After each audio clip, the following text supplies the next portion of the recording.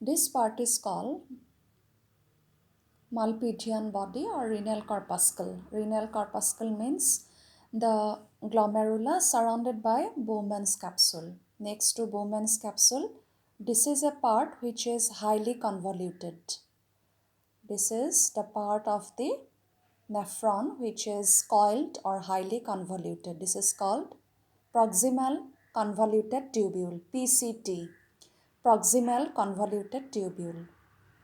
Now, the tubule or renal tubule becomes straight and forms U-shaped or a hairpin-like structure.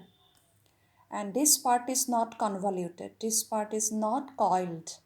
This part is straight, but it forms a loop, L-O-O-P, loop, a hairpin-like structure or a loop-like structure. This is called Henle's loop.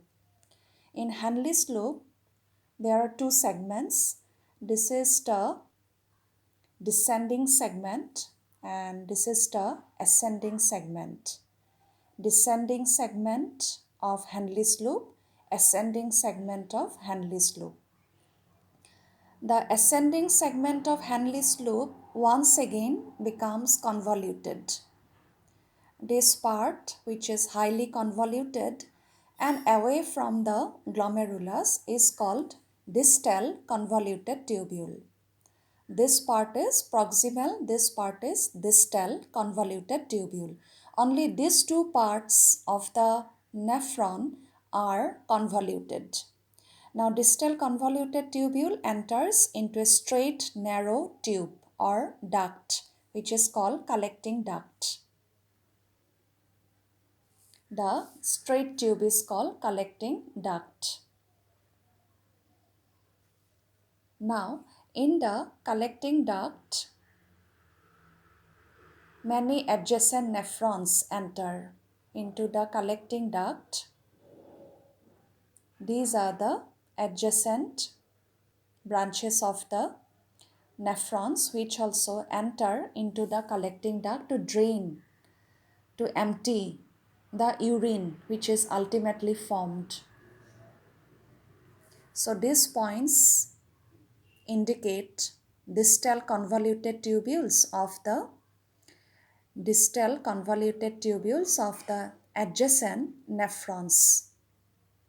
Adjacent nephrons also enter into the distal convoluted tubule, then into the collecting duct.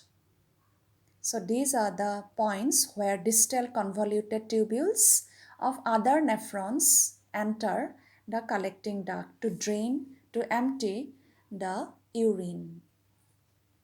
Now, the renal corpuscle, proximal convoluted tubule and distal convoluted tubule of the nephron are situated in the cortex.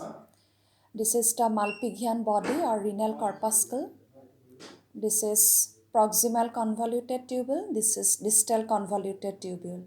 These three parts lie in the cortical region, in the cortex, whereas loop of Henle lie in the medulla. This is the loop of Henle. It lies in the medulla. In most of the nephrons, the loop of Henle is very short and it extends very little into the medulla. Such nephrons which have very short loop of Henle are called cortical nephrons. In some nephrons, the loop of Henle is very long and runs very deep into the medulla. So nephrons which have very long loop of Henle extending deep into the medulla are called juxtamedullary nephrons. Now, the efferent arteriole.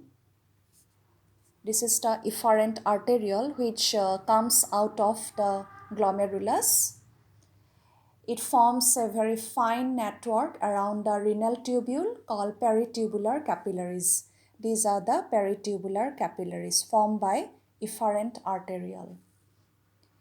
A small blood vessel of this peritubular capillary network runs parallel to loop of Henle. It is called vasa recta. This is the vasa recta.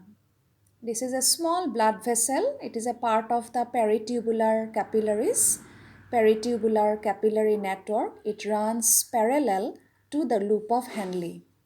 So this part of the peritubular network, this minute blood vessel is called vasa recta. Vasa recta is absent or highly reduced in the cortical nephrons, where loop of Henle is very short. So this is about the structure of kidneys and the nephrons.